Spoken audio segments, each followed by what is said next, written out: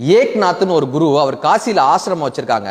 இப்ப அவங்க கிட்ட வந்து எல்லாரும் சொல்றாங்க, நாங்க வந்து இந்திய நாட்டில் இருக்கக்கூடிய புனித நீர்கள்ல நீராடுதலுக்காக போறோம், நீங்களும் எங்களோட வாங்கன்னு. இப்ப இவர் சொல்றாரு, என்னால வர முடியாது, என் சார்பா இந்த பாகக்காய் எடுத்துட்டு போங்க, நீங்க எந்தெந்த புனித நதியில நீராடுறீங்களோ அங்கெல்லாம் இந்த பாகக்காயை முக்கி முக்கி எடுத்துட்டு வாங்கன்னு. ஒரு சில நாட்கள் ஆகுது, எல்லாரும் திரும்பி வராங்க, சொல்றாங்க நாங்க நிறைய நதியில நீராடினோம், எங்களுடைய பாவங்கள்லாம் போயிடுச்சு, கங்கை யமுனை சரஸ்வதி கோதாவரின்னு எல்லாத்துலயும் நீராடினோம், எங்களுடைய பாவங்கள் எல்லாம் போய் நாங்கெல்லாம் புண்ணிய ஆத்மாவா மாறிட்டோம். இப்ப அவர் கேட்கிறாரு, எங்க அந்த பாவக்கான்னு?